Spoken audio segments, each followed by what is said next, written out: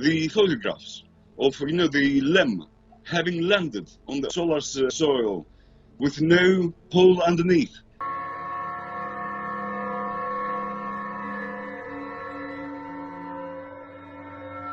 "42 feet, coming down to 3. Start the clock." 40, coming down at 2. Looking good. 32. 30 feet down at 2. Pete's got plenty of gas, babe. Hang in there. 18 feet, coming down at 2. He's got it made. Come on in there, 24 feet.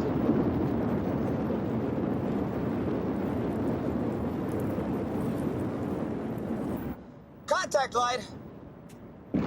Shit.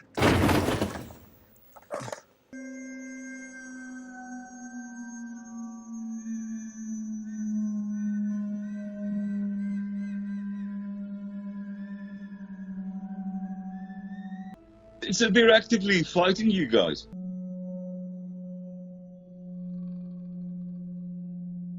Not only you, a lot of people are saying out the truth.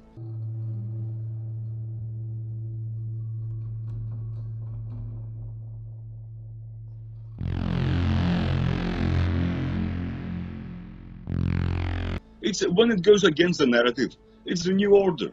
It's the new way to tackle things. We don't like them, eradicate them. Yeah.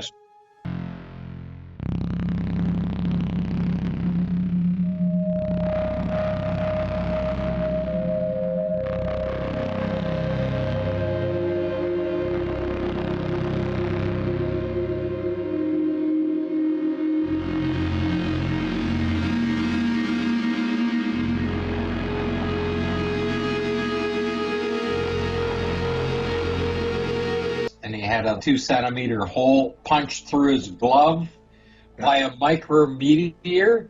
Can you imagine punching a hole in a glove with a micrometeor and not damaging his hand? And then he worked outside, out in the spacewalk, for 10 hours or more. And he said it was a little red mark on his hand from the vacuum. I mean, he'd be dead in seconds. It was a white lie.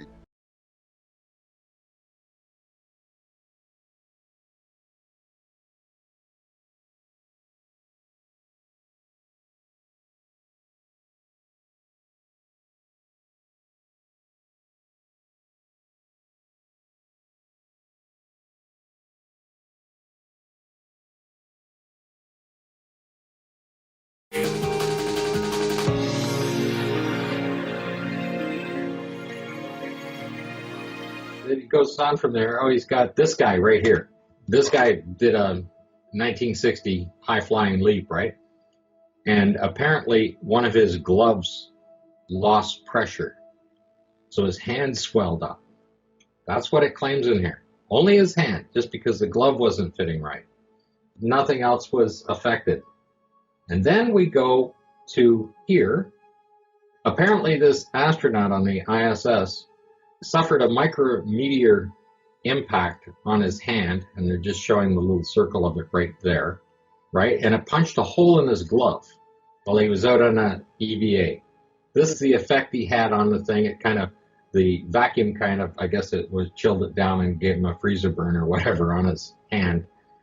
They have it, it's actually listed. He stayed out there for 10 hours and 49 minutes. He stayed out for a total spacewalk with a hole in his glove.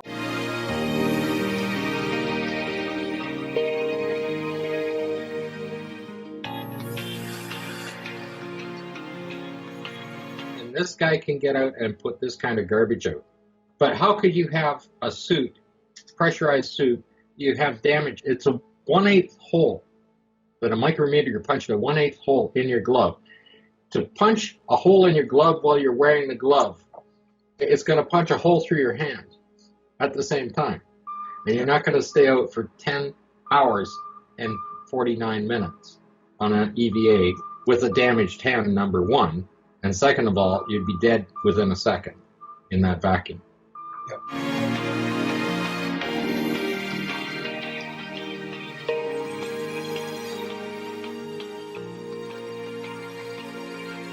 Does anybody here on the panel have any idea of the number of micrometeoroid hits on spacesuits in the last 50 years? Is there a record of that?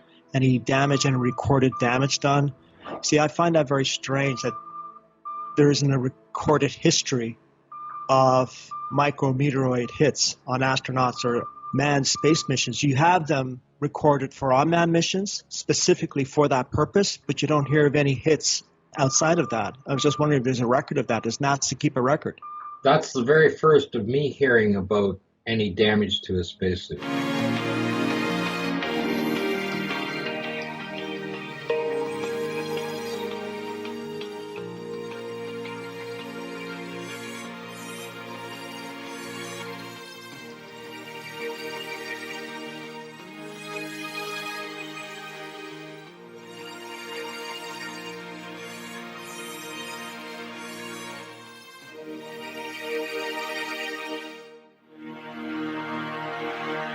Then he gets to the moon, and he said, "Oh, it's easy to come back because it's downhill all the way."